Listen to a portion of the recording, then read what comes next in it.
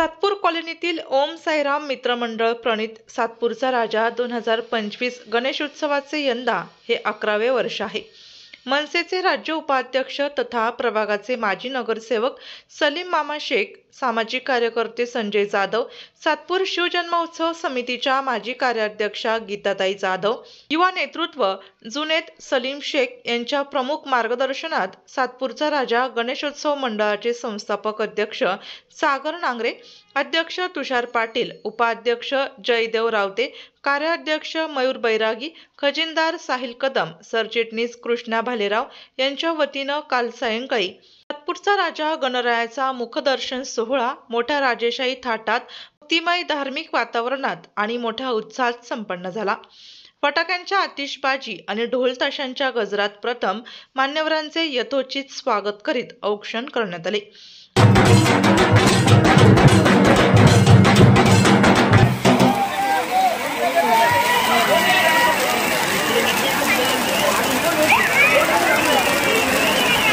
थाट असलेला सभामंडप आणि प्रभू श्रीरामांच्या प्रतिरूपात असलेल्या भव्य गणरायाचा मान्यवरांच्या हस्ते सातपूरचा राजा गणरायाचा मुखदर्शनाचा सोहळा संपन्न झाला।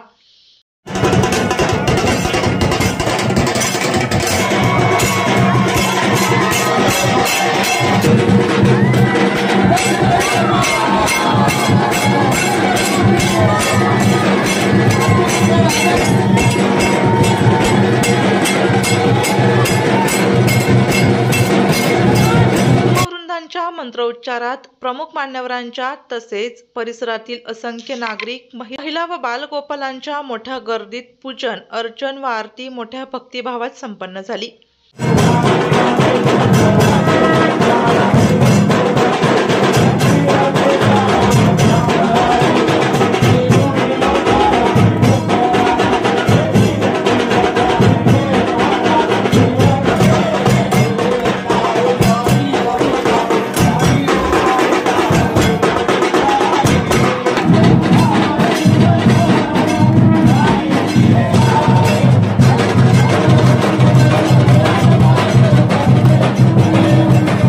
मुखदर्शन सोहळ्याप्रसंगी सर्व प्रमुख मान्यवरांनी ओम साईराम मित्रमंडळाच्या कार्यकर्त्यांच्या जिद्दीचं कौतुक व्यक्त केलं।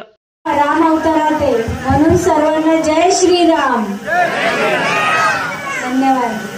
खरं तर इथे मागच्या वर्षी आपण सगळे भाऊक झालो होतो। आपले जे बाप्पा होते ते थोडेसे आपली परिस्थितीनुसार आपण कार्यक्रम घेतला होता आणि शब्द दिला होता की पुढच्या वर्षी कार्यक्रम आम्ही हा फार जोरात करू आणि आम्ही आमच्या शब्दाला जागे राहिलो। येणाऱ्या 10 दिवसात सगळे कार्यक्रम, सगळं काही गोष्टी व्यवस्थित पार पडतील अशी ग्वाही मी सलीम मामा शेख व जाधव परिवाराकडून तुम्हाला देते। आणि इथे येणारे सर्व युवा पिढी, जास्त करून मुलं आहेत, त्यांना मी एकच सांगू इच्छिते, तुम्ही जर बाप्पांच्या दर्शनाला येत आहेत ना, तर येता येता जे मुलांनी हे कष्ट घेतले ना, आजूबाजूला जे बॅनर लावलेले छोटे छोटे, जे नशा करताय, हल्लीचे मुलं फार नशेच्या आहारी गेलेले आहेत, थोडं आई वडिलांचा विचार करून त्यांनी हे फलक वाचावं आणि जेणेकरून एक गुण जरी आपल्यामध्ये आणला ना, जसं सिगरेट सोडा, दारू सोडा, हा एक जरी सवय गणपती बाप्पाच्या 10 दिवसामध्ये लावून घेतली ना स्वतःला, तर तुमचंच भलं होणार आहे। आणि आशा करते की पुढच्या वर्षी देखील अजून खूप छान उत्साहात गणपती बाप्पाचा उत्साह पार पाडू। 2 शब्द बोलायला दिल्याबद्दल धन्यवाद। मंगलमूर्ती।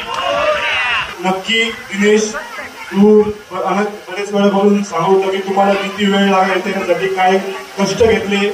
ऍक्च्युली तुमचे कष्ट नव्हते, तेव्हा तुमची परीक्षा घेत होता।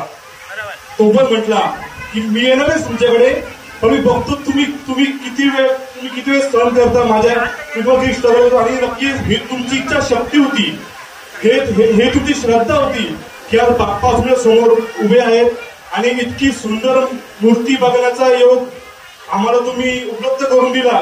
याचं मी माझ्यातर्फे व पूर्ण सातपूर आपला आभार मानतो। आणि नक्कीच तुमचं जेवढं कौतुक करावं तेवढं कौतुक कमी आहे। मी मागच्या वर्षी सांगतो, ह्या वर्षी सांगतो, जे आपलं मंडळ जे आहे, या मंडळामध्ये येणारा कोणीही राजकारणी, कोणीही कुठल्याही पेशामध्ये असतो, तो समाधानी येतो. कारण की त्यांना माहितीये ही मुलं काम धंदे करून व्यवसाय करून हे गणपतीला वेळ देतात. कुठल्याही प्रकारचं व्यसन नाही काही, आणि त्यांनी सिद्ध केलं. मला वाटतं नाशिकमध्ये असं एक पहिलं मंडळ ज्यांनी लावलंय की कुठलंही व्यसन करू नका आणि हे जपा. कारण की व्यसननी आपण पूर्ण आपली पिढी बर्बाद करत चाललेलो आहे. आणि मला अभिमान आहे की आपल्या मंडळाचे कार्यकर्ते या गोष्टीपासून लांब आहेत आणि जे काही थोडेफार असतील त्यांनी बाप्पासमोर शपथ घेऊन हे आपले सर्व व्यसन सुटले पाहिजे, शपथ घेतली पाहिजे. कारण की उद्या तुम्हाला बाप्पा दरवर्षी हवे असतील तर तुम्हाला बाप्पासमोर शपथ घ्यावं लागेल, व्यसन मुक्त व्हावं लागेल, आपल्या घरच्यांसाठी आपल्या स्वतःसाठी व्हावं लागेल. हीच आपण बाप्पासाठी आपली श्रद्धा व्यक्त करू शकतो. आणि दिनेश हे आम्ही ठीक आहे, आम्ही मदत करतो, सर्व करतो, हे आम्ही दरवर्षी करत आलेलो आहे. परंतु यामध्ये सर्वात महत्वाची तुमची मेहनत आहे, तुमची बाप्पावरची श्रद्धा आहे. आणि मी सांगतो पूर्ण सातपूरमध्ये आपलं असं एक मंडळ आहे जे महिला इतके हिरिरीने सहभागी होतात. मला वाटतं कोणी महिलांचे सहभागी, कारण की महिलांना माहिती आहे की मंडळ चांगलं असतं तर महिला पण इथे सहभागी होतात. नक्कीच मी महिलांचं पण इकडं अभिनंदन करेन की ते इतकं सपोर्ट करतात मंडळाला. आणि नक्कीच आपण असेच कार्यक्रम चांगले कार्यक्रम आयोजित करू अशी मी आशा बाळगतो आणि थांबतो. जय हिंद, जय महाराष्ट्र. राजा खऱ्या अर्थाने सभा मंडपाची उद्घाटन जे झालं ते 11 वर्ष झाले. हा सातपूरचा राजा नित्यनियमाने बसतो आहे. तर खरं तर ते म्हणतात ना, गुरु कसा वासावा, गुरु ब्रह्मा गुरुर विष्णू गुरुर्देव महेश्वरा गुरु साक्षात परब्रह्म तस्मै श्री गुरुवे नमः. गुरु हा सलीम मामांसारखा असावा का ज्याने सगळ्यांना सांभाळून कोणताही महोत्सव असो, गणपती असो, देवी असो, सर्व महोत्सव असो, आंबेडकर जयंती असो, शिवजयंती असो, सर्व कार्यक्रम असो, सगळ्या कार्यक्रमांना मामांचं एकच म्हणणं असतं, आपण सगळ्या जात धर्म पंथ विसरून आपण सगळ्या कार्यक्रमांमध्ये सामील झालो पाहिजे. आणि या कार्यक्रमांमध्ये सामील मुद्दामच नव्हता, पूर्णपणे लक्ष देऊन सामील झालं पाहिजे. खरं तर 55 तास या मुलांना रेनकोट नव्हता. अक्षरशः जेव्हा मी 2-2, 3-3 वाजता कॉल केलेला आहे त्यावेळेस एका रिंग मध्ये फोन उचलणारे मुलं, इतकं दुःख झालं हे कधी मला सांगितलं नाही यांनी. आता मी यांच्या तोंडून ऐकतो म्हणजे किती लपवत आहे मुलं की काय काय संकट यांच्यावरती येऊन गेले. मंडळ हे कसं असावं, मंडळ हे कार्यकर्त्यांनी भरलेलं असावं, पैशांच्या बंडलांनी नाही.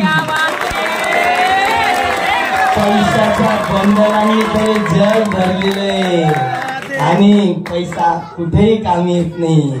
सलग 11 वर्ष हा उत्सव साजरा होतो आहे.